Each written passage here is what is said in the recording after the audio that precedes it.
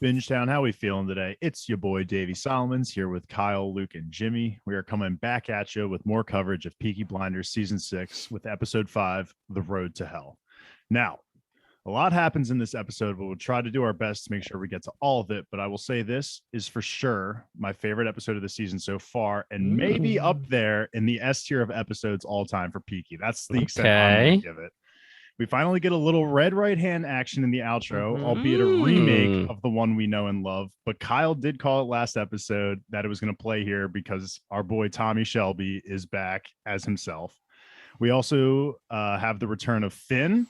I'll just casually slide Linda in there too, because I guess keep it as cash as possible. Yeah, exactly. And lastly, we get some major badass moments scattered throughout the episode.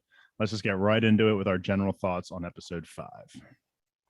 I think it's funny that you say this is in the S tier of episodes because this just feels like a classic Peaky Blinders episode of like shockingly violent scenes that are just like they just hit, but they still move it's not just like gratuitous violence. It actually moves the plot along. Like Tommy is still not really, I would say, Tommy. He's still kind of a little off to like classic Tommy, but this is an overall classic Peaky Blinders episode. So I would agree. I think this and episode 3 are clearly the two best episodes this season, and this is probably my favorite so far. Agreed, totally. There's a couple things that I'll definitely want to talk to you guys about. Number one being still wondering the point of Duke, but we'll talk about it. But otherwise, yeah, I totally agree. I really love this episode. Tommy's back, like you said, not all the way back, but he's also accepting who he is. That speech that he gives after Lizzie walks out is very telling for what we're going to see in the finale. So I'm ready, guys. Let's get this party started. You guys said it all, pretty much what I was thinking. I was a little self-conscious about my opinion when I was watching it because I was saying like, this is the best fucking episode of the season. And when Dave said that, I felt very validated because I didn't know if I was going to be alone here. I thought this episode was incredible. This is the episode where Arthur was back to his Peaky Blinders self. That was sweet. We got your boy Al Capone, Jimmy. He showed back up, thankfully. And let's go. We're going to talk about this pretty early on, at least, about Duke and Finn. I brought them up as like two of the biggest gripes we had on our last podcast episode. And honestly, like it was almost good enough for me. Like, not that I still am for the whole Duke storyline, but for what it was worth and the amount of screen time it got, which wasn't a lot, I think it was as satisfying as it possibly could have been for me. And it doesn't seem like he's going to build his whole like life plan around this kid. And it's not going to be the main point of episode 6. Yeah. I mean, it is weird though, because what's the point is my question, because what we wanted was, okay, he's introduced, but we don't want too much time on him because there's not enough time for just him. So we got what we wanted by having him not be that big of a part of the episode. But at the same time, it's like, okay, still, then what's the point of introducing him? He's going to have to do something next episode, I think. I do love how Tommy had that speech with Duke, basically saying I have a light side and a dark side. Oh yeah. And he kind of said like, it doesn't even have to be you, man. Like it could be Charlie. It could, light and dark. We don't know. Cause Duke says, am I the dark? And we'll get into that, but it was a really great speech they had between them. And I am fine with it again, like you said, because it wasn't that big of a deal, but I'm wondering the point at this, right now. I don't think there is one right now, but they emphasize his thieving ability so much that it would be such a waste for him to just be thrown in the stables and not have a major role in somehow stealing the final plan. Yeah. Stealing some sort of information, piece of evidence, something like along those lines. So I'm still keeping my eye out for him. I don't think they just threw him away for the stables just yet, but we'll see. Let's reopen that in about 3 to 5 minutes here. Sure. So we're going to start the episode, and this is going to be a little bit more like our podcast coverage of episode 3 when it's slightly more bucketed because of the isolated scenes that Arthur, Finn, and then Billy gets multiple scenes. So that's going to be in its own little bucket. But to start it off, we're going to follow the opening to the actual episode itself. And this is the scenes we're about to cover here are going to be Tommy walking through Chinatown to go to the restaurant that Arthur robbed. We're going to have the direct follow up to this, which is the whole family meeting. And then this is where Finn makes his introduction with his new wife, Mary. And then the other two things I want to talk about are going to be Arthur quickly talking to Duke, and we get that thieving conversation. That's like a one-liner. And then last, we'll end with Tommy meeting Linda and then coming up with a deal about how she's going to help redeem Arthur. Right. Yeah, so we got the intro. Finn's back. And you kind of alluded to this, Luke. I'm fine with how they used Finn for this episode. He's back, and that's it. There's not really any kind of explanation to where he was. He's just the younger brother, and it is what it is at this point, and I'm not going to harp on it because there's one episode left. But I do like that he was used enough, and he was brought back into the fold, and he wasn't just, like, missing for the entire final season. I still don't get it, but, you know, I did like that he was part of the family meeting, and then he has his couple scenes later.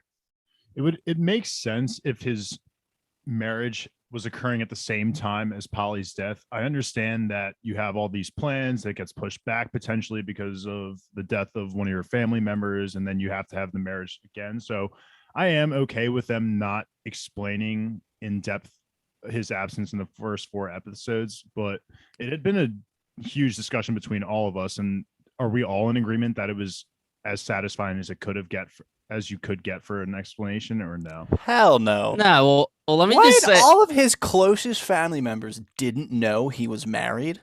Like Tommy has to introduce the fact that he got married, and they've never met her before. Well, I feels crazy. I think it was more like the official introduction to family meetings, because they have done that for other.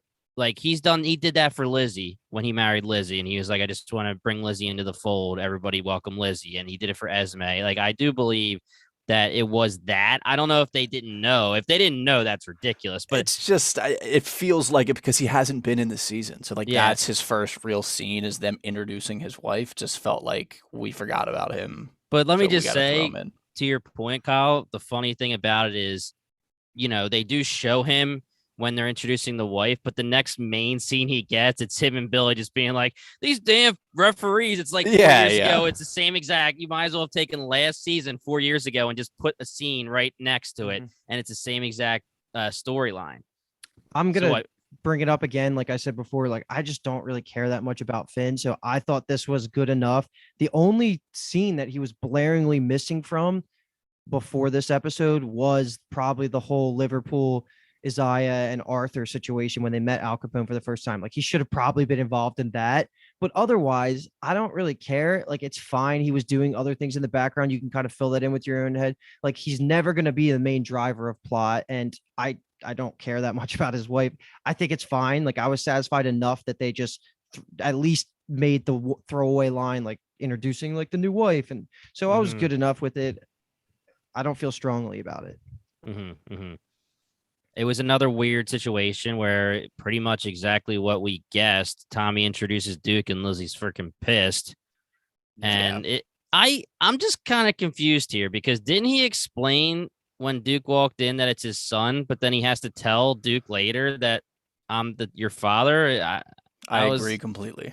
I think it was the story and just him kind of hitting home with the fact that you're just a bum. You're actually a nobody when you go out there. But if you stay here, I think Duke knew by that point that Tommy was his father. I think it was just more so, let's clear the air about all the lies your mother was telling you, so you feel like a piece of shit, so you're forced to be here. Damn. Okay. That's what I think. I didn't take it negative draw on that. Yeah, I didn't take it that way, but I almost took it like, if we have to make it make sense, it's almost like the Barney thing from How I Met Your Mother, where he's pretending that the Duke is his dad. Like, his mom told him that story. Tommy says, no, I'm the dad, in that family meeting. And he's just being stubborn, being like, nah, you're not my dad. And then Tommy has another talk with him being like, yo, here's the watch, man. Like, let me just tell you this. And here's the facts. And now you can't really fake it anymore. That's the only thing I could think of. Maybe that was a better way of putting it than what I said. I was a little bit more aggressive with it. But I don't think Tommy was trying to make him feel like a piece of shit. That was more along the lines of what I was trying to get at. Yeah. we do learn a lot about him in this quick introduction. He doesn't drink, he doesn't write, he doesn't want to be a Shelby, and we're saying all these things. So I'm happy that it didn't turn into fuck my dad, he's a piece of shit. Like, and it's going to be this whole path where instead it kind of got resolved, where we'll talk about in a little bit, in the shipyard, whatever you want to call it. It turned into something that I was okay with, but I was a little worried at this introduction because, again, it pisses Lizzie off, and Lizzie has every like we ride for Lizzie, not Duke. Yeah. Like, who the fuck is this guy? So I don't want her to have to just have a terrible ending because Tommy just shoves this on her. The kid's 19; he's pretty independent. I feel like at this time, like he doesn't need to be babied. Like I originally thought he might, be taken under Lizzie's wing, or at least forced under Lizzie's wing. So. I don't know. I thought this point of contention was addressed enough that I don't care too. Like I feel the same way about Finn. Like I'm just good enough. Let's get to all the other stuff. Yeah, I feel you. Was this did Ada also walk into this family meeting saying like, is it? I need a whiskey, bro. Yeah, is it too early for whiskey? I'm pretty sure she said that last episode. I'm thinking we send that actress a beer mug or a whiskey shot glass. Is it too early for whiskey? I mean, I don't know if we brought it up a lot, but the episode where it's the Ada-centric episode, she's just pounding whiskey the entire time. Yeah. So it's funny because we didn't talk much about the opening. It's not that deep. Like Tommy just goes and says, you're done selling opium. He wants to have it all regulated and go through him. But I thought it was so fucking badass, the bomb thing, when the wife thinks that it's a fake bomb, and then you look out the window and Tommy just drops the suitcase over into the river with the opium in it. Yeah, exactly. And then the reason I brought that up was because Ada comes in hot talking about that. She's like, oh, there was like a explosion or something. And then she's like, oh, is there anything that ever happens that we're not the cause of? And that's when she asked for her whiskey. Ridiculous question, Ada. Of course, everything that happens around you is going to be involved. Freaking Myrtle Street shut down. Oh my gosh. I feel bad.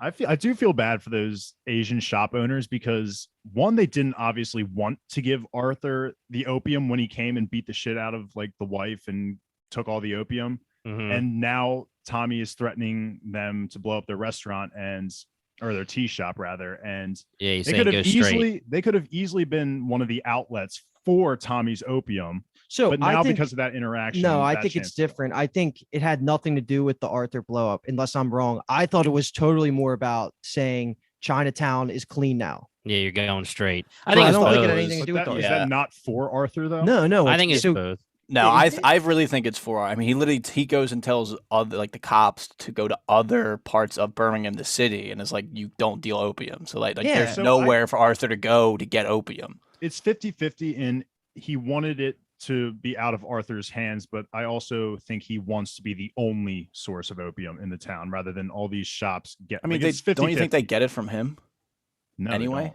You don't think that they're not dealers because I think they're the original source, right? Isn't that who Tommy bought it from? Like if they're connected to the Asian source that he bought the big then it's definitely stuff from. Arthur.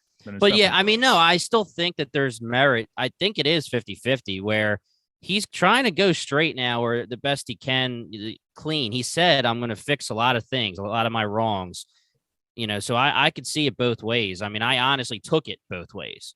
So I guess we're just going to disagree about this because I'm firmly on this had nothing to do with Arthur. I thought this was all about making sure that when he sets up his new supply line using Liverpool, it's like everything that's going to be coming out of England is going to be coming through him. Well, I mean, like when you layer the scenes, like he speaks with Arthur and is like, we have, a few yards left in this fucking tunnel that we've been digging. And then the next thing Arthur does is go crazy for a fucking opium binge. And then the next thing Tommy does is go and fucking take the opium away. But also, wasn't the end of the last episode when the deal for actually Tommy getting the rights to sell opium to Boston happened? That was like the direct last thing that happened. Yeah, but I just feel like it's like the connection to Chinatown directly, I feel like is completely through Arthur. I mean, we've already seen Arthur in Chinatown multiple times in that shop and them trying to get him to not use opium. But also Tommy knows that he needs him in these last steps. Okay. I think the scene... Because I feel like really it's small peanuts, the opium that gets dealt in Birmingham, to the $5 million that he's getting from sending it to Boston. I really don't think he cares that much about it. That's my opinion. Obviously. Okay, I mean, I could buy. I'm not as firm anymore. I still think it could be either. I don't know. Yeah, I really think it's a combo of Arthur, and I don't know if Tommy really wants like his constituents on opium. I feel like that's like Jimmy said, it's a part of his like turning good. Like I don't know if he wants it in his city. Part of his speech is, why or mothers are giving it to their kids so they can walk away from them all day. Husbands aren't going to work and are being POSs because of it. They pretty much said 1 million times that it's just not good and it kills people. Mm-hmm. I think that's part of the speech, but I do see what you're saying too, Luke. Okay. No, that's cool. I'm curious. Tommy. I'm gonna look at Reddit, see what people are saying, because I've been avoiding all social medias when it comes to Peaky Blinders. You can't get on. We're so close to the finish line here. Yeah, right. But let's skip ahead back to after the family meeting. I don't think it's worth bringing up unless you guys want to talk about Duke and Arthur. That was a cool scene from Duke. That was a really cool scene. It was just a badass introduction. Yeah. That's got to Dave, I think you're 100% right. It has to have a reason for him being such a good thief. He'll be part of some kind of plan in the finale.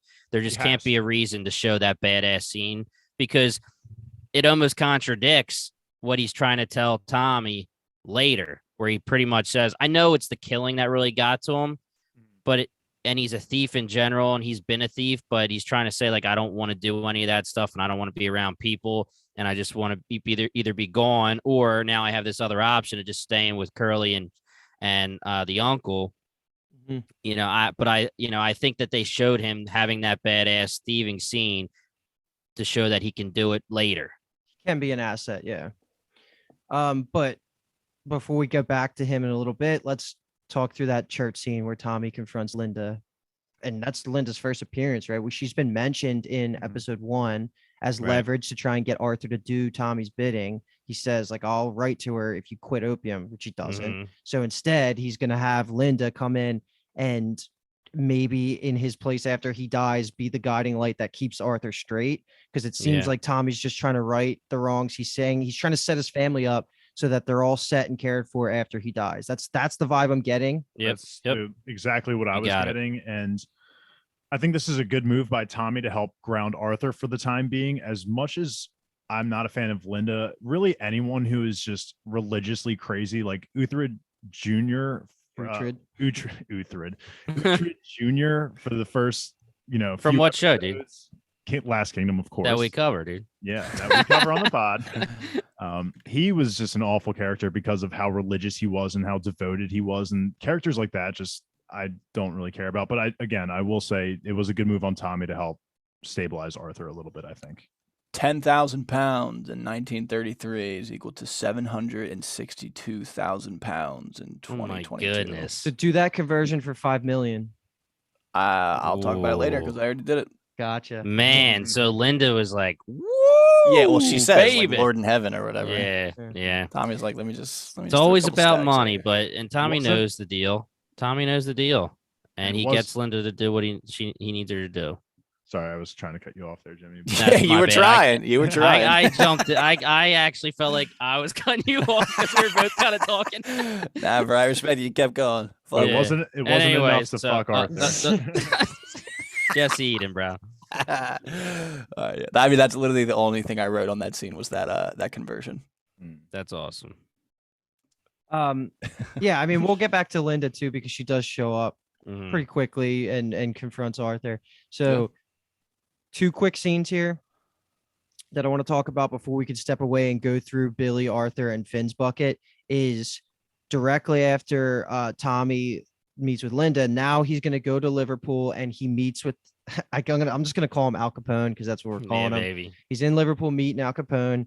They have that conversation, which there's some good quotes there we'll talk about. And then right after he goes back and hooks up with Lizzie, and then they're talking about Ruby and Uncle Jack staying for the night. So just those 2 scenes. And then we're going to step away from our boy Tommy for a little bit. Mm-hmm. I mean, Jimmy, bro, this is your boy. My boy's back. And he, like you said, Luke, they have a nice scene. And I honestly think this might be the end. I don't think that we're going to see much of him anymore. There's no real reason to. But I do love the conversation they had. And this guy, man, he made his mark in 2 episodes, probably less than 3 minutes of of airtime. He's so But- wise. He's so badass. He does not give a mean, shit. He's been through a lot of shit. He's been Al Capone, dude. He's been, he's been a lot of people.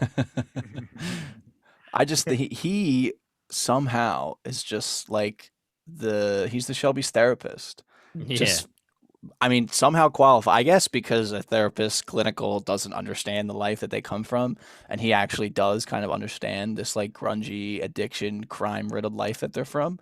But their interaction, Tommy and his interaction, and then paralleling it with Arthur and his interaction is just interesting to think about. And that Tommy was still so dominant in that conversation for the most part. While Arthur kind of just withers away immediately. When Tommy pulls out that gun, cocks it, and then puts it back away and is like, this is why I do it. Like, the high I get from this is better than any junk can get me. Junk doesn't even come close. That was so freaking cool. So He's like, you want to know why I do this? Did you feel that? Junk doesn't even come close. I fucking love it. But Stag was a good character, absolutely. The therapist that I had been talking about getting for both Arthur and Tommy, I was in episode 1. I was like, we need Dr. Stag, man. Yeah, we need Dr. Capone. Therapy, and here he is. He just came out of left field. He did read Tommy like immediately though, when he's like, I mean, you could have anything in the world and you still go around collecting all these fucking thank yous and pleases and I'm sorry, sirs. Like, what the fuck, bro? I want to know, did I miss something about is the supply of guns that are going to be here, and this is what Capone's job is going to be. He's got to get this and make sure that it doesn't get lost or skimped like the opium was. So Tommy also said, if this goes well, like, this is going to be my main supply line in all of England. So why does he need the guns? Is that for the like, quote unquote, the fascists? Like, what they think? I think it's coming back from Boston into England. I think it's for the IRA. Yeah, but I That's what I don't I'm saying. Like, it's it's part of the deal, I think. Yeah, because he says later in the episode, like, I usually use Belfast as my like center of distribution, but like I'm thinking about moving it to Liverpool, and I think he meant both opium and the guns. Okay. Yeah. And then the end line is just amazing, where he's alluding the entire talk. You could just be a mortal man. You've done so much. You're so powerful. Why do you need the yes, sirs, and the thank you, sirs, and then the pleases? And he ends it by saying, at the end of this, I will be a mortal man. And us, we know what that means, No. To Mr. Capone, he's just thinking, oh, okay, that's Tommy saying I'm going on vacation and I'm done. I get my last deal and I'm out. Yeah. But to us, we're shedding a tear, cutting onions. Pretty much. And Al Capone, I just want to say, I might as well give him one more prop because, I mean, he's my boy, apparently. But, I mean, he deserved a beating like 87 times, and somehow he just got out of it twice. Like, literally, Tommy's like, you still deserve that beating. And he's just like, so anyway, Mr. Shelby, let's talk about your feelings. And Tommy's like, yeah, you got me, bro. Yeah, where are you at mentally, bro? Let's talk about that. Fuck the physical. Where are we spiritually? Yeah. I was really expecting Tommy to start swinging at some point, especially after that comment. When you don't swing at Capone, man. That's what I'm saying. He's not full. Like, he's not old Tommy. He's getting back to like that mindset a little bit, but he's still like in that like I'm changing. So he still is doing what needs to be done, but in a different kind of way, I think. Yeah. And I also think I took the gun thing like a different way, which I don't even know if you guys will agree. It's just an interpretation. But like when he's saying like, did you feel that? I also took it like, I can point my gun at you right now, and then I can cock it and be like, I'm going to walk away. I know you won't do anything to me when I walk away. Yeah. I took it a little bit as that. Yeah. Power Okay. trip as Okay. well, Yeah. All Power right. I just trip. want. Right. Exactly. Okay. Yeah.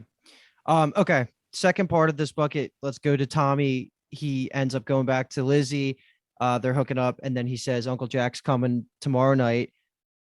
This is where they talk about the list of regrets, which was kind of a nice scene. It was the most emotion I feel like Tommy's ever vocalized towards her, where he doesn't regret marrying her, or he does regret it for in this room right now, dude. That he's too much. He says, in this moment, in this room, I love you, which was very similar to Ada's thing when she says, in this moment, in this room, the Shelbys run shit. So shut your fucking mouth when I'm talking. So they like that saying in this moment. Tommy stabbed me in the back because what was it, last episode or 2 episodes ago? I was like, he'll never tell Lizzie he loves her. Pretty sure I said that.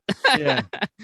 I'm shocked though. I mean, we've been saying that he has not been able to give her this emotional support. And I mean, granted, he literally says, I regret marrying you. But what I feel like it he has somewhat of like an emotional connection that develops a little bit in this scene. It wasn't enough for her yet. No, No. I mean, it was still, a line. It was a line. It will not be. I don't know if It'll it'll never ever be. get to that. I mean, point. it's over now, dude. It's over. I like again though. She brings up the whole like he says that, and she gets right in his face. It's like, "Are you just taking another fucking box, scumbag? Like, what the fuck's going on?" She says, "You've never let me in. I have access to the safe." Like she knows stuff about the business, but she knows nothing about Tommy. I just like that they're like highlighting that dynamic of their relationship. Mm-hmm. Can we? He even says like business. It's all business. Like I'll put aside vengeance and all that stuff for business. But he lets Lizzie in on the business and doesn't actually let her in on the seemingly less important stuff. Right. Can we talk about how weird it was that he, after having sex, he immediately says, "I know she's still here with us." I was gonna say the Ruby thing was, What? Yeah, she's rooting for us, baby. I wrote under. I just said, bro. Weird timing. Didn't he say she's here with us? Yeah. I know she's still here with us. I know she's still here with us. Okay. Yeah. So weird. I also like that. Walk Lizzie away said from she that wants one. to blow the house up. I don't know if that's gonna be like end up being a thing later on where they actually like. Is that something that Tommy does for her to like? I could see that. Connect with her, like, you know what, let's just blow the house up.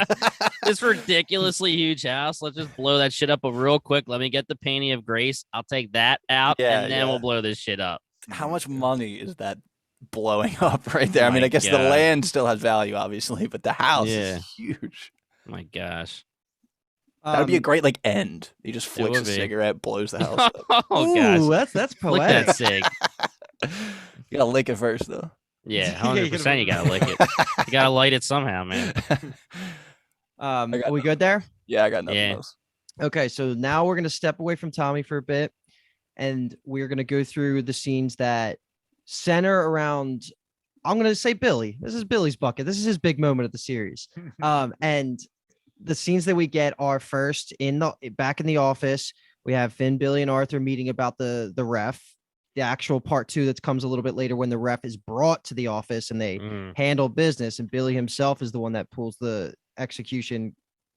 That Billy, I don't know, pulls the trigger, pulls the execution trigger line, pulls the piano wire. Yeah, and then we're gonna talk about Billy being scarred from this scene directly, and then Jack confronting him. And I'm starting this off by just saying them confirming that he was the mole was just the most obvious thing ever. And I can't even believe, looking back, that we had to talk about that because that was so fucking obvious. 4 years though, we got through it. That's true. And that's ridiculous. We don't know the Shelbys know that though. It's just Jack has that information, right? Right. That's what I'm saying. So he got away with 4 years so far. The Shelbys not knowing that he's a mole. Yeah. Ridiculous. Snorting coke, fucking chicks, making money. It's ridiculous. Honestly, good on him. I'm just Finn's helping him, dude. What if Finn's the mole? No, come on. Finn's gonna be devastated when he finds out. I think they're homies. That could be a nice like emotional ending to Finn's like very shortened season. Yeah, he's like realizing that this guy he's become friends with and has worked into the business is actually who's been betraying them. Yeah. I could see that. But let's talk about this ref, dude. He is basically Capone. He's a beast. He's a beast. I mean, he's not messing around. I respect him. Two small characters staring death in the face and nothing, no reaction. A prime Arthur in the face, right? Yeah, like I literally have here Arthur slowly returning, and then also everyone's showing out this episode. Yeah. Yeah, this for me, I'm sorry to just jump in, but this is a classic Peaky Blinders scene. This is one of the things I was talking like it's the violence isn't gratuitous. Like you get the blood splatters, but like there's such an emotional weight behind the violence that's happening, and it really actually means something. This was just like I ate this scene up.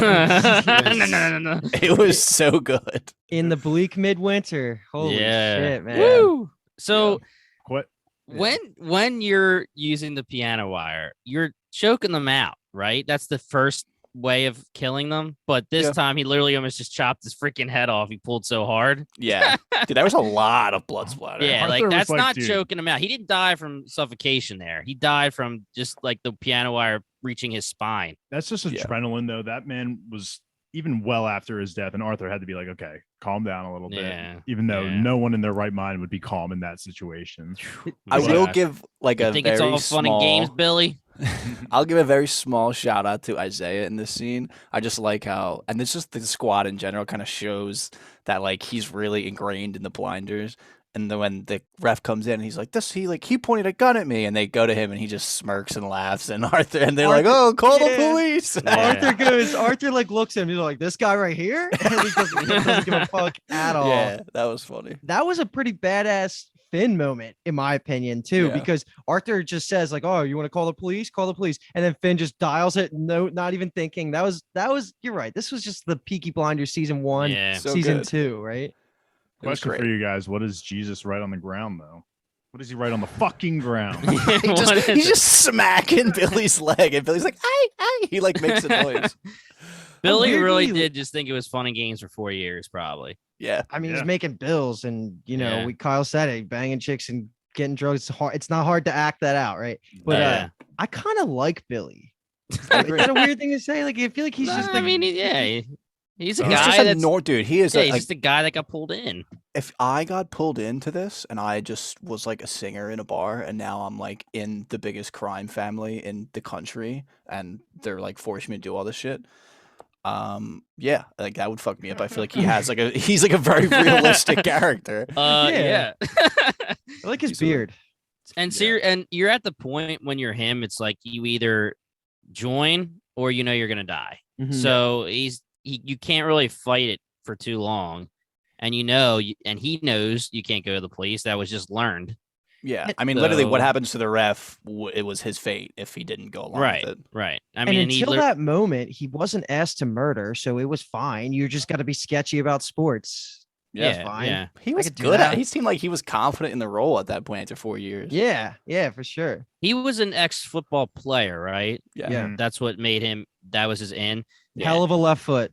Yeah, and going back to the first scene with Finn and Arthur, I thought that was a good Finn scene too, because Arthur is a little off the rails here, not paying attention, and Finn's trying to do business here, and he's like trying to, he's like, come on, Arthur, let's go, dude. We got to figure this shit out. I like that scene because, again, we haven't seen Finn, but he gets put right back in his spot. He seems more mature, and it seems like what John would do if Arthur was like that. Plays his part. Yeah. John would have smacked him up a little bit. John would have definitely actually hit him, yes. Yeah. That's our John boy. Yeah. I actually had a moment, and I think it was probably last episode, and it was most likely because Esme showed up, where I just like heavily missed John for a second, thinking about he's been gone for 2 seasons now. It's like if he's been here the whole time. 3, right? Well, I guess he's really not in. He's really not in 4. Yeah. I just wish he was here a little bit longer. I really love John. He's great. With us always. He's a great actor, and he's in one of my favorite Black Mirror episodes. Like, I fucking love that dude. Yeah, he's a beast. Yeah. And who's he brothers with? He's famously Michael. Yes. If you check out the Bingetown TV podcast TikTok, it's all over that. That's where I got it from. Yeah, there you go.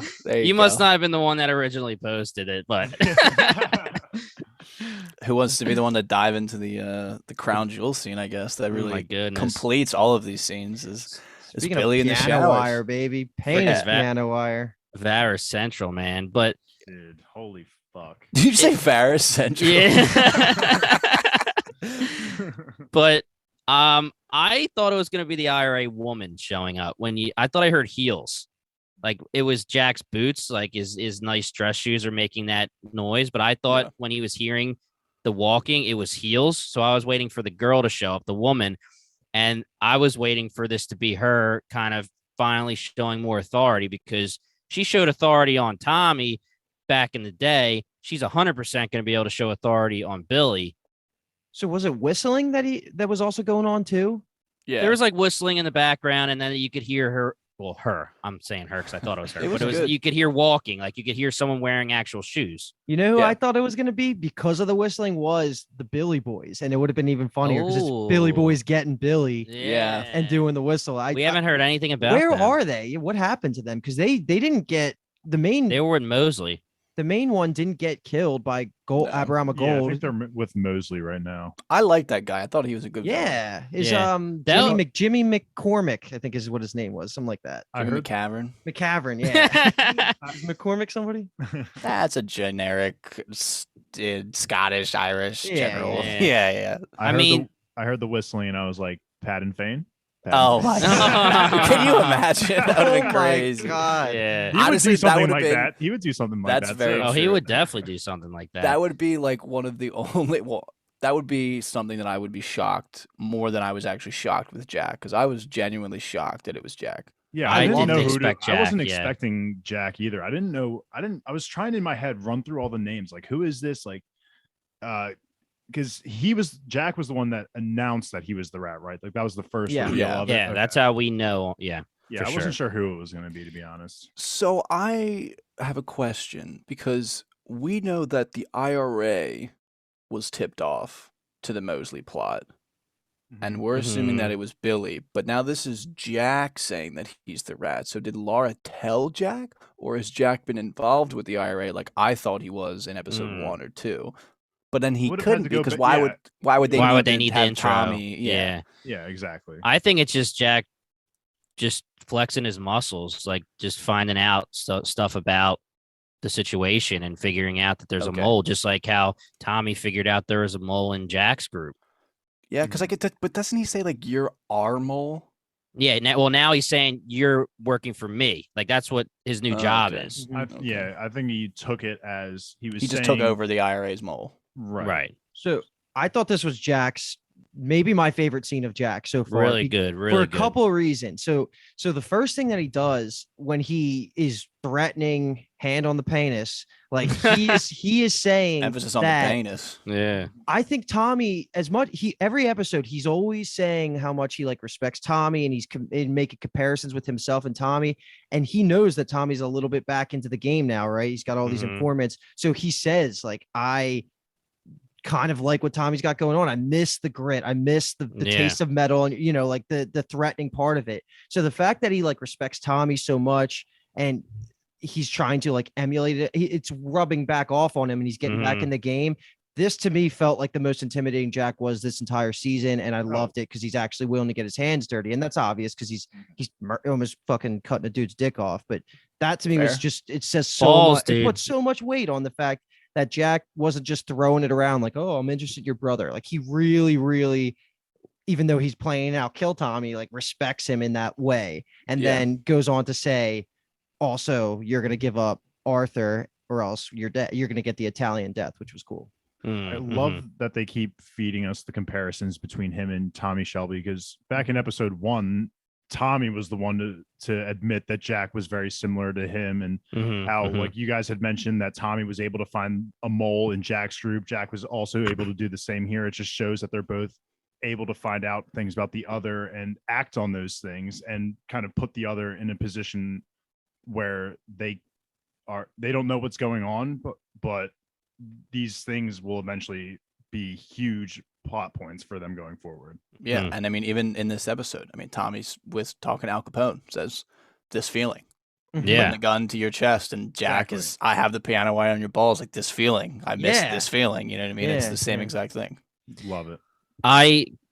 When we were first talking about how Jack was introduced, and we were so surprised how he acted, and we thought he was going to act a certain way. Well, he did. He eventually goes the way we thought. It was the meeting with everybody, the social gathering. And then as you meet him more and more and more, he starts turning into this guy that we thought he would be. And my gosh, he's killing it. Yeah. Like we said, he can't hold a movie.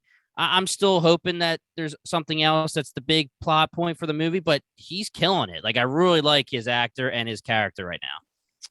I can't see him getting killed next episode. Now that we're at episode 5 and next episodes, it feels like he still just got introduced, in that I could see it happening, but I would also be a little bit upset, because if this is going to be the peak of Jack that we see, it's like we were so close to getting a little bit more out of him. He would have been really cool to see as like an ongoing season to season. I guess he does have to die now that I'm thinking about it. So I got 2 points to make as my last pieces for this scene. And one goes to Jimmy and one goes to Dave. The first is that I thought that like I think what you're saying, Jimmy, is right. Like he totally, I don't want to say reverted, but morphed into the idea that we had in our heads of what every villain of this show usually is. Right. And so I think upon a rewatch, Jack might go up like the most compared to basically anybody. So like I think just rewatching it, we'll have a better appreciation of him even in that beginning church scene. So that was the one piece. And then the second thing is I think the opposite. I think this of what Dave just said about him going into the movie. I think this scene is to me is almost a death sentence for Jack because of how his whole plan is going to be about killing Arthur and Tommy, and that's supposed to play out. So to me, that means Jack's dead by the end of next episode. Right. Yeah, that makes sense. And the last thing I want to say about this scene is, did anyone else just like squint and hold their freaking eyes closed when the blood was dripping down his leg and stuff? You can't even talk without even having seen season 3 of The Boys yet. Yeah, right. I know I haven't seen any of it yet. And all right, so we can move on back to Tommy. So this is our second to last bucket. It's going to be the calm before the storm of the whole ending of this episode. So what we have here is Linda and Arthur talking. Linda actually goes to him and we tries to get him to pray. We have the Duke Part 2 conversation in the shipyard. And then last we have all of the Deanna and Tommy solo stuff. Just to start, I have nothing to say about Arthur and Linda. I just don't care. Yeah, I really have nothing. But we said it all. But do we think there's a chance of them? Okay. No. I hope not. I hope none. The only thing that I want to say is it was a little weird pacing wise, where last episode he's still a mess, and then this episode he's back and he's good again. Like, why did he have to revert last episode? Why not I have hated just that scene? But honestly, I feel like that's kind of what granted, I don't know, but I feel like that's kind of what the recovery of addiction is like. You make a little progress, you backslide. You make a little progress, that's true. You backslide. You make a little progress, you backslide until you find that one thing. And it seems like they're gonna make Arthur's thing religion. And they did allude to the fact that Al Capone did help him. Yeah. So, and I think I don't know much about the Quaker religion, but I think Linda converted from. No, she's been Quaker the whole time. Oh, really? She's always been a Quaker. Yeah. I didn't when she goes and Arthur slices the guy's face off. Pretty much, she's at what are they called? A meeting or something? It's a Quaker gathering. They're called Friends. Okay. And he was a friend. Like she was at some kind of Quaker meeting house. Like that's where Arthur went to slice this dude's face off. I'm not positive if she was. She was like interested, I think, in it. If I'm honest, I don't think she was always a Quaker. I feel like if she was always a Quaker, there's no way in fuck she would have married Arthur. So I think that's the thing that made me bring this up is because she says I'm a Quaker, I don't pray, and I thought I have memories of her praying in earlier seasons. So I just thought she converted. Okay, yeah, maybe that's true. I'm just going back to what the last when she ran away from Arthur. But to be honest, she could have ran away from him and converted right there, and could have been Catholic all before that. Yeah. All right, but fuck them. We don't need to waste any more airtime on them. Let's move back to Duke.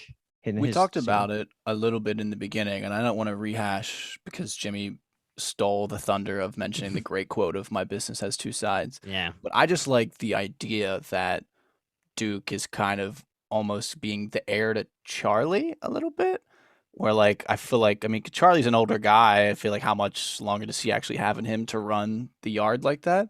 So I think that's honestly a very reasonable end of Duke's plot. It doesn't need to be incredibly impactful. Tommy finds a place for him. He can do some good. Maybe he can use his skills for bad a little bit. He can have fun. He can live like a relatively free life. I'm cool with that. I'm pissed you said that because I just thought of that while we were like going through the earlier part of this episode. He could totally just be Uncle Charlie's replacement. Yeah. And if you're talking about light, Uncle Charlie's probably one of the lightest of the crew. I mean, he's doing some dark stuff, but he's still not really part of any of the really bad shit. He's not getting his hands red. Not recently, at least. Yeah. Yeah, at least in recent time. Did I, as a Wheel of Time fan, hear Tinker in this scene? Yeah, you did. You did. Even though they're tinkers. And I know. Yeah, I was gonna say tinkerers. Yeah. That was like a running thing basically on the podcast of the tinkerers. Tinkerers. Another point though, in the possibility that maybe Duke is only the heir for the next generation to be the owner of the shipyard, is like we're caught up on the idea that why introduce this ability of thievery for him. Right. Is it not a stereotype that gypsies are just sweet at stealing like that? Yeah, that is like a they They even make mention it that a all the point. time. Yeah, they make it a point in the show. So to then mention that almost, if they do put it on the back burner and do nothing with that, that's almost good enough. It's just showing you how in touch with this gypsy side he is. Right. how much right. So like that's fine, I guess. Okay, But, yeah. it could be either thing though, because I would like for him to steal some shit. Listen, Well, if yeah, they I mean, I have feel like he could just have that level of utility, but still kind of run the yard. Yeah. yeah, I mean, listen, if they have a sweet ass finale and Duke's not even a part of it, I'll say what was the point, but I won't say the finale's any worse. Yeah, without fair Duke enough. being, I like Mhm. that. Mm-hmm. I like that. All right, the meat, the money, the sexy Mm. time. We've been calling for it all fucking Jimmy, Yeah, season. baby. I can't believe it. You I am called it. shocked, Yeah, bro. you I am called the it, only man. one that did not think this was happening. I don't think So I want to give you props though, Luke, because we're going to talk about this again later. We'll fast forward, but you said they won't ever bang because it's Lizzie's no. And you're saying if they Mhm. do, it's game over, which I'm under the impression that it is game over for Lizzie and Tommy. Like, I think so, she's too. done, dude. I'm I on really that do. page too. I think this is But her we'll get to opportunity. that. I think that's her opportunity to get out now with Ruby not in the picture anymore. Duke coming into the picture. There's Yeah. just there's No no one room for fucks her with anymore. Charlie. And Charlie wants tol- some more gifts, dude. her tolerance for Bullshit. Tommy's love is just so at its minimum right now, and this is definitely the drawing point.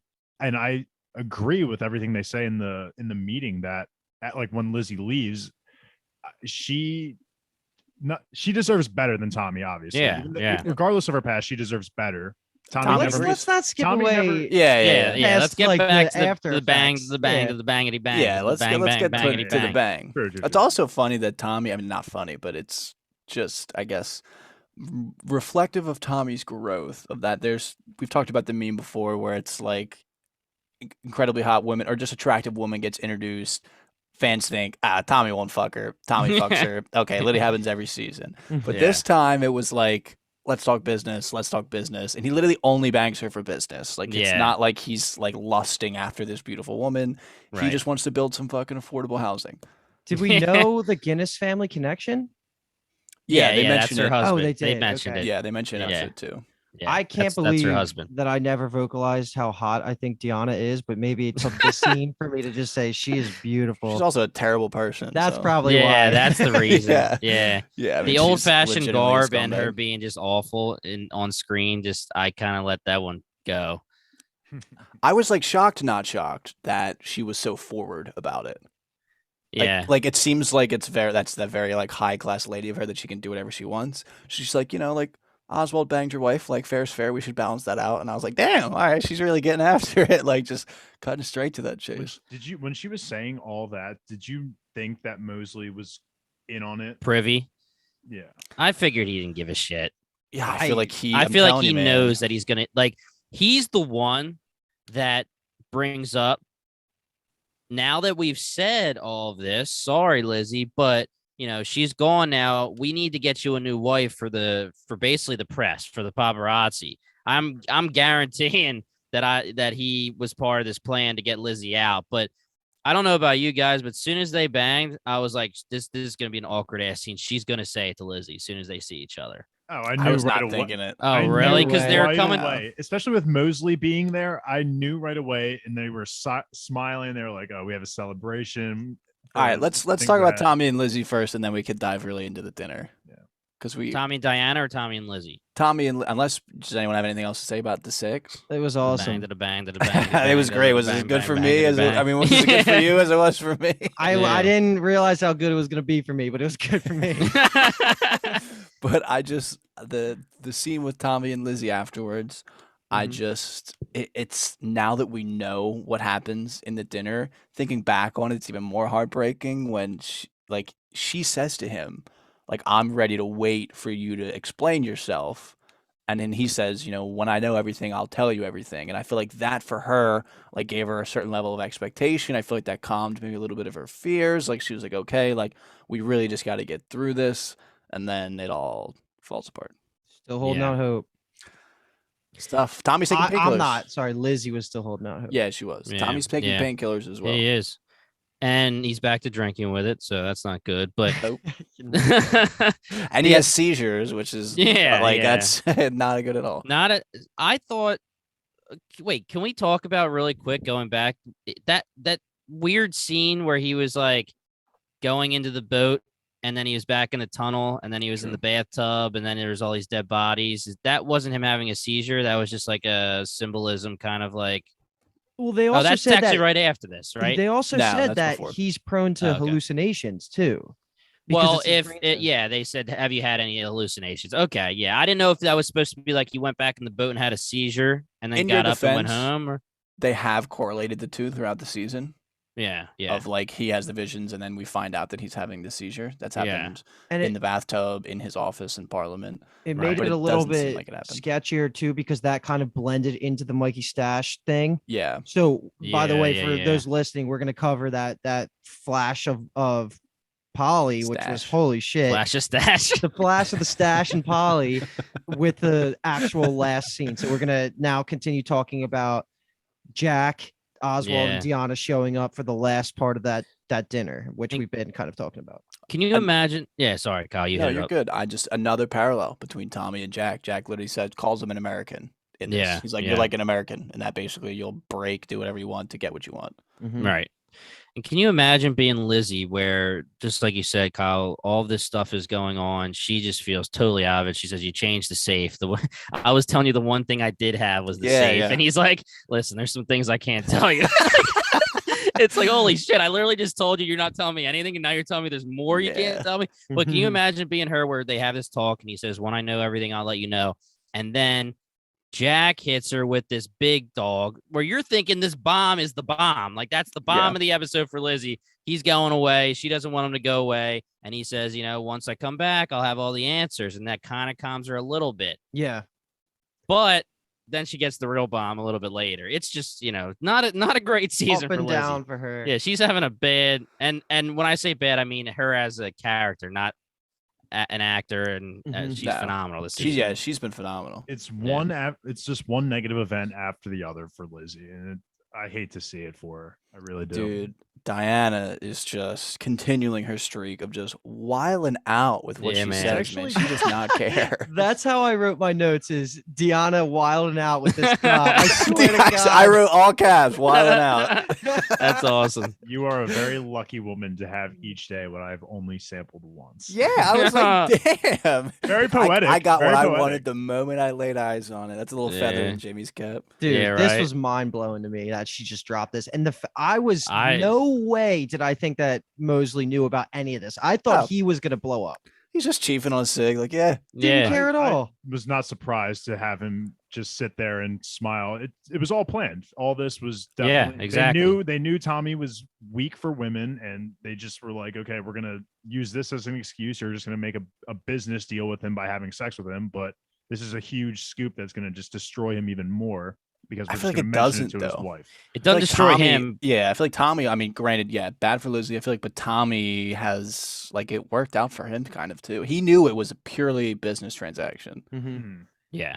And it doesn't work out for Tommy in the way where, like, it's just cementing in his head, like, I'm the devil. Like, I think that that's where he's at now. And that's the end, the end scene where he's just like, listen, she doesn't deserve me, or I don't deserve her, or whatever. She's too good for me. Just like he said, like, I regret marrying you because you don't deserve any of this bullshit that I'm putting you through. He's like, I'm just one of you bastards, pretty much. Yep.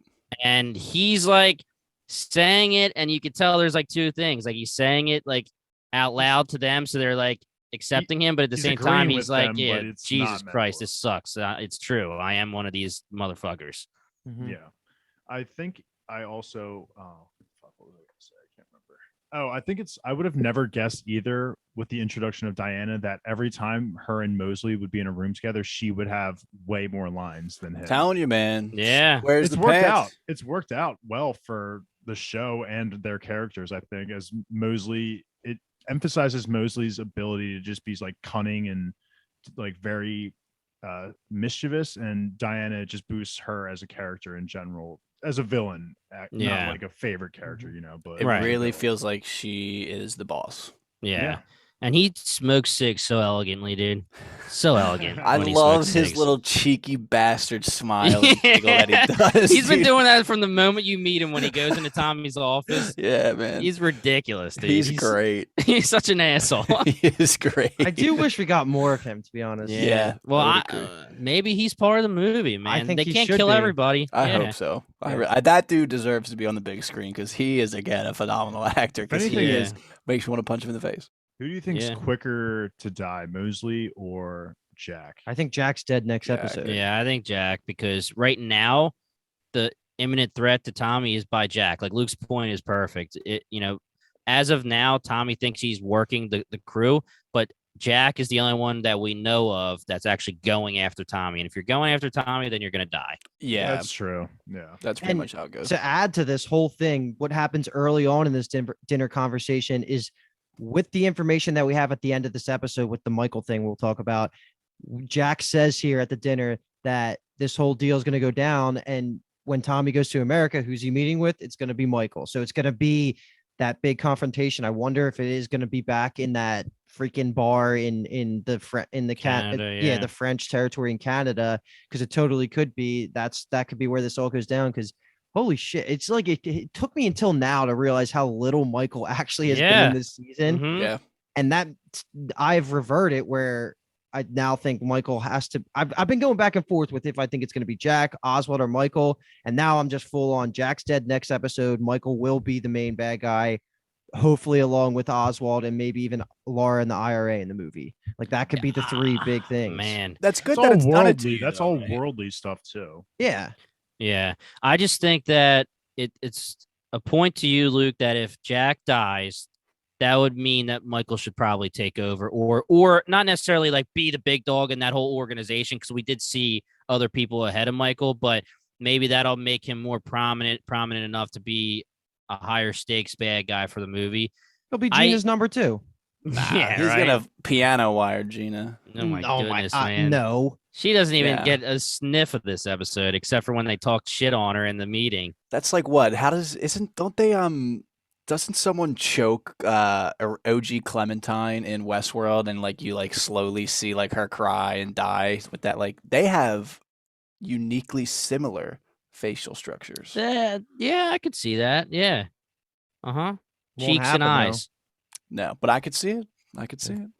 Jimmy, I like what you were saying earlier with how he was constantly saying, you're right, I don't deserve her, but it was not in the way that Mosley meant. And then to top it all off, after kind of still bringing up Lizzie, he's saying, truth is I belong here at this fucking table with the fuckers like you. And she doesn't, for all I tried to hide it, I'm just one of you.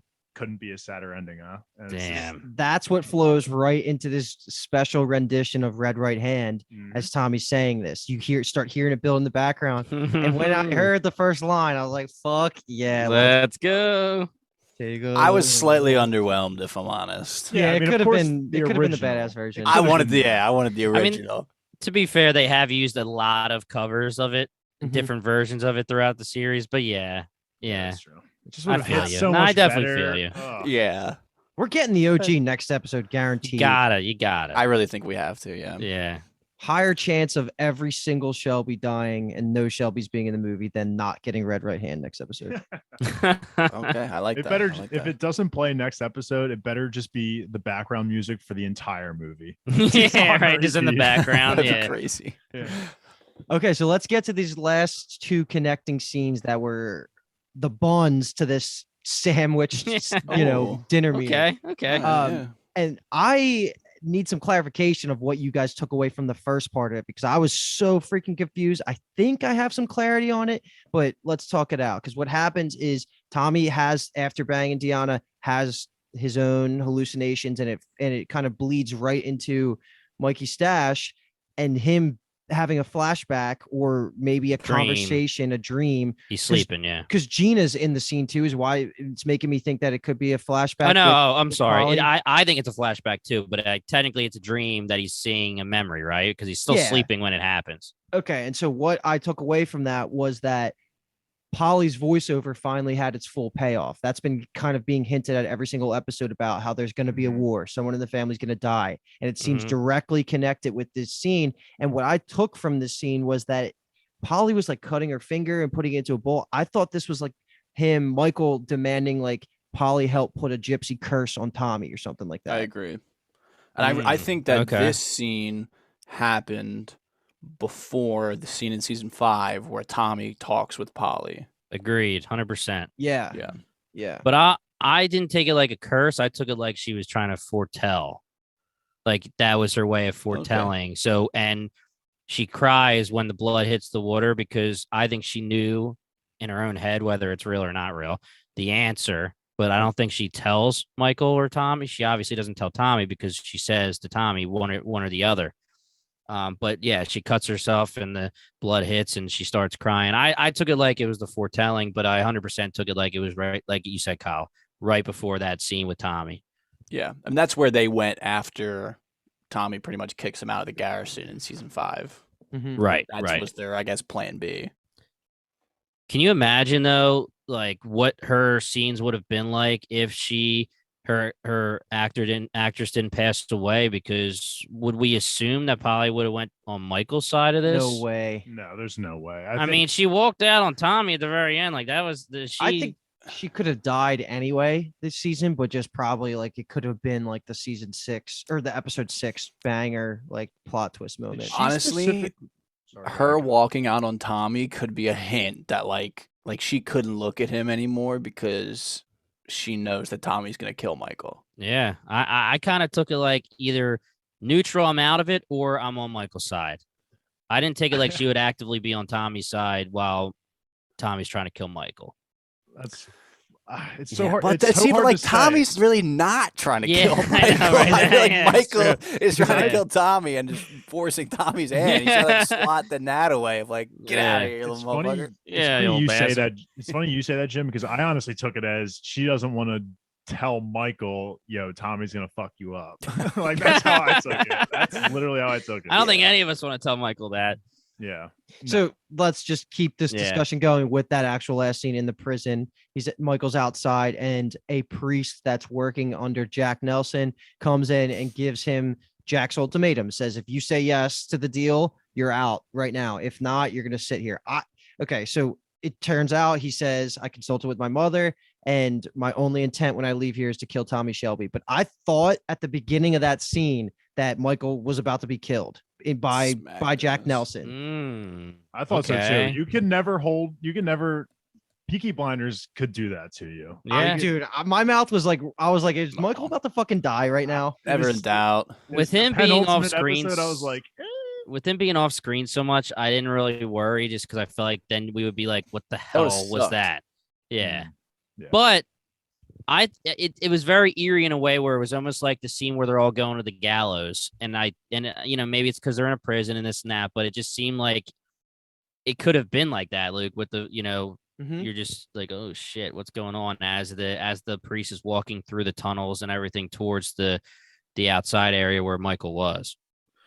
The fact that Michael willingly says I'm going to kill Tommy Shelby really shoots down my theory I came up with last episode. There's still a possibility of a team up, but not a permanent back into the Shelby. Nah, family. they're not homies, dude. You got me on that train. I'm off. Yeah. When he said that, it's like there's conviction. It's gonna happen. That's just how it's like when in The Last Kingdom what's Uhtred's daughter's name again? I keep thinking Steora. Oh, it is Steora. Okay. When I keep kept thinking thinking Steora. when Steora it's just random named Steora. when Steora is telling Brita, I'm going to kill you, that resonated in the back of my head all season. I was like, it's going to be her that kills her. And it finally happens. That's the same kind of vibes I'm getting here from Michael. Where how mad would you be convicted. if Michael killed Tommy, dude? There's no, I'm not watching that movie. Yeah. I mean, how do you know it's the movie, dude? What if they just kill every Shelby and then the movie's about no Shelbys? It's what's the movie about? Michael and Gina on a fucking booze cruise. Isaiah is just walking around like it's about Duke running the yard. Yeah, Curly's hanging out. Yeah. But I was gonna say, as per usual, when we get towards the end of episodes, we have to. I mean, this is our last chance to put anything on the board.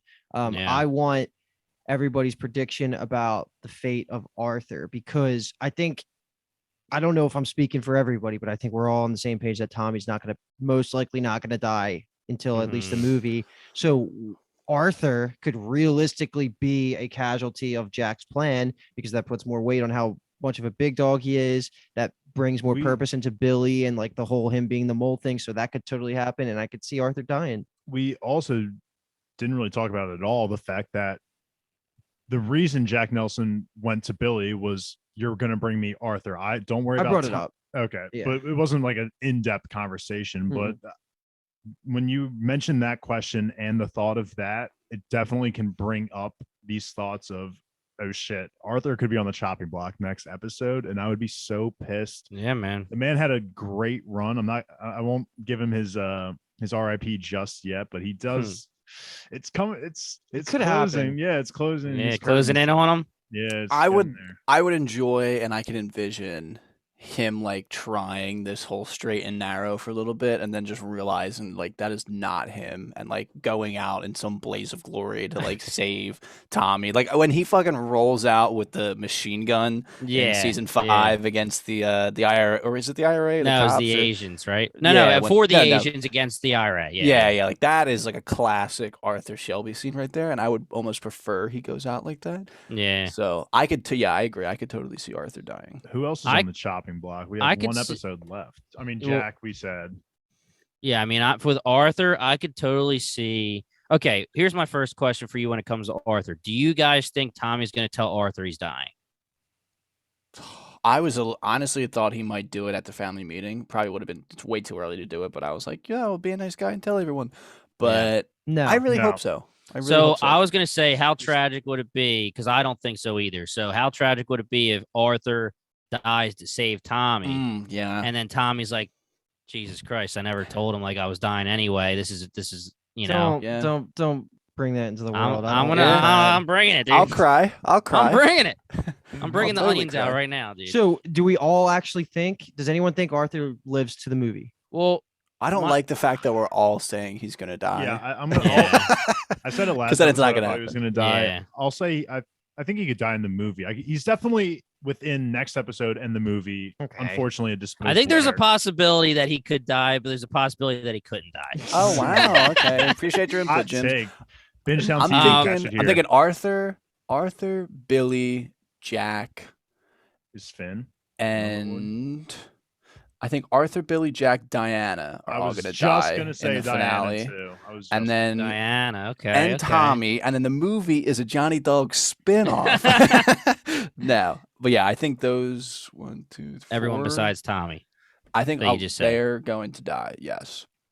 And I guess if it's one of the last things I'll say on this episode, I just want to shout out. I just love the scene when Tommy in the family meeting is going to introduce Duke, and he's like, Johnny, like, go get him. And Johnny just goes, Tom.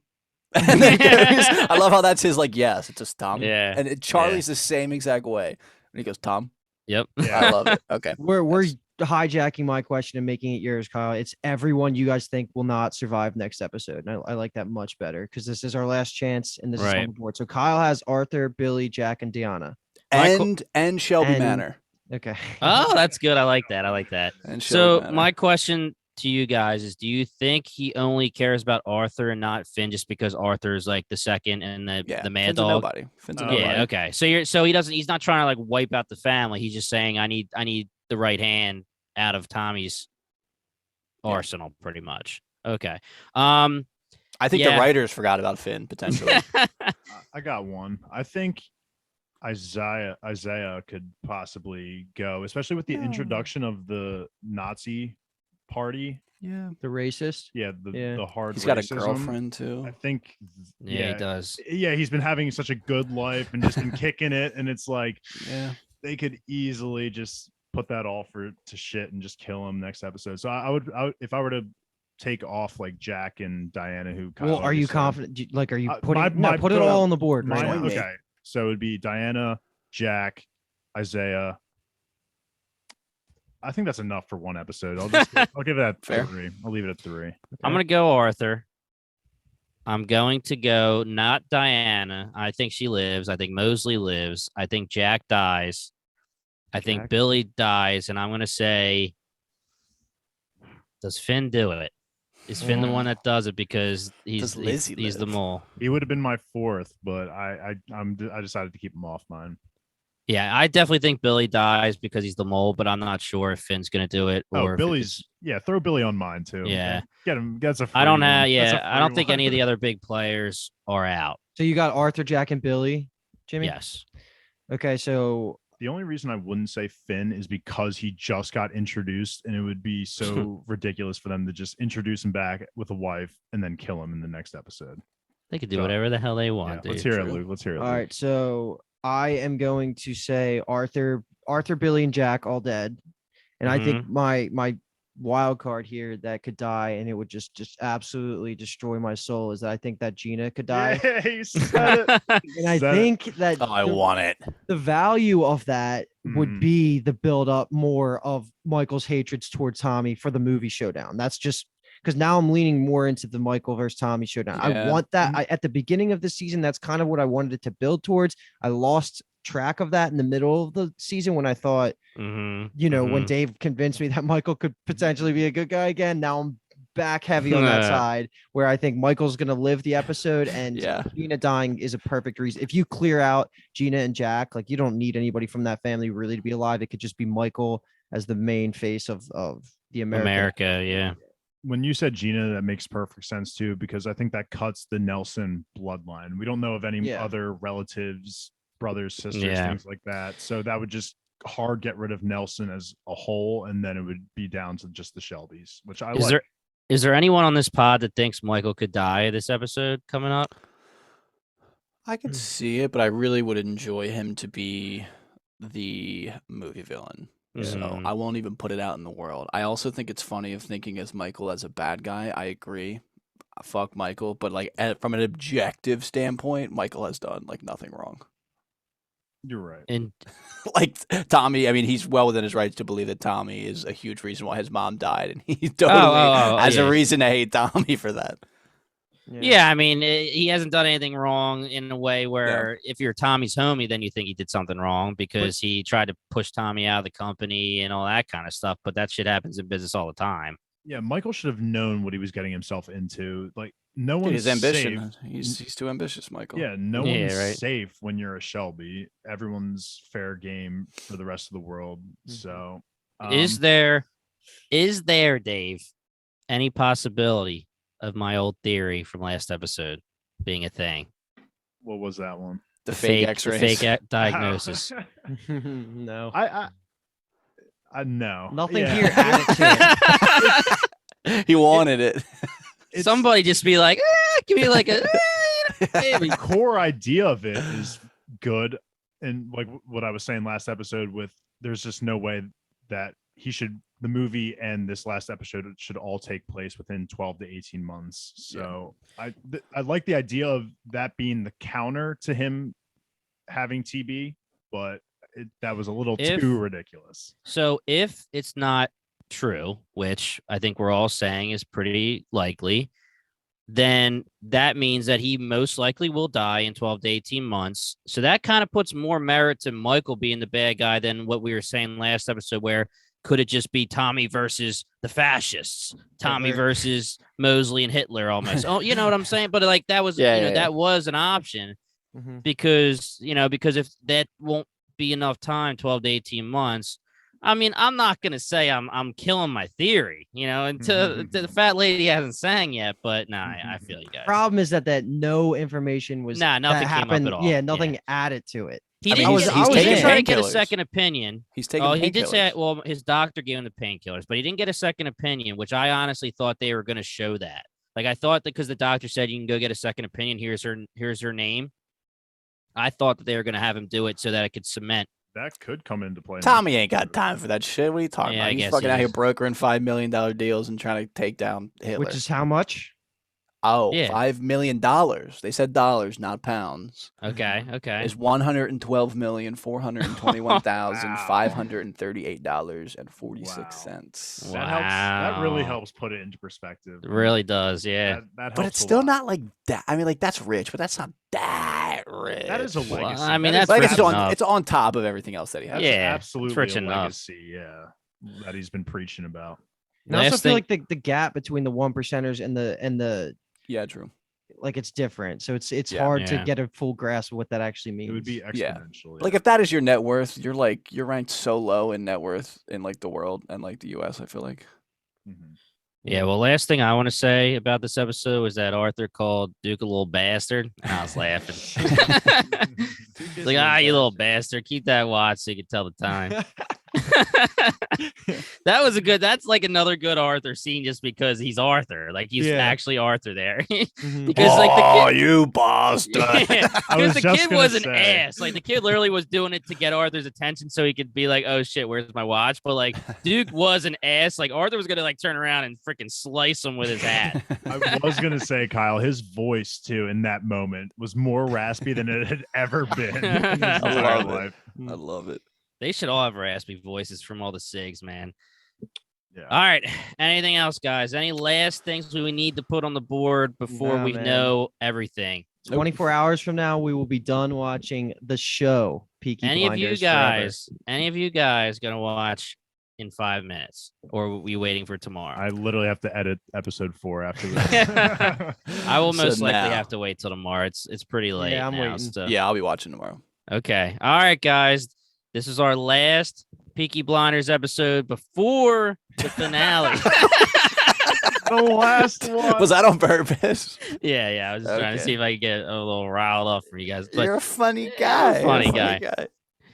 all right, guys. One more episode left. The finale of Peaky Blinders, the series finale. We do have a movie coming up, but there's a lot of deaths that could be coming.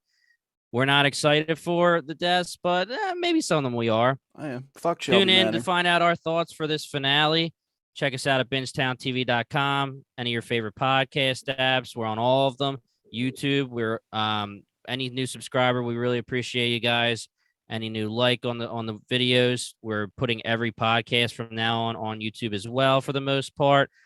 Patreon.com/BingetownTV if you want to support the pod. $5 a month, all the exclusive content. Such a great time, guys. Thank you so much for listening to our Peaky Blinders coverage. We have one more with you guys until the movie. We're excited to have one more with you guys. All right, we are Bingetown TV, and thank you so much for listening. Truth is, I belong here on this podcast with fuckers like you. I like that.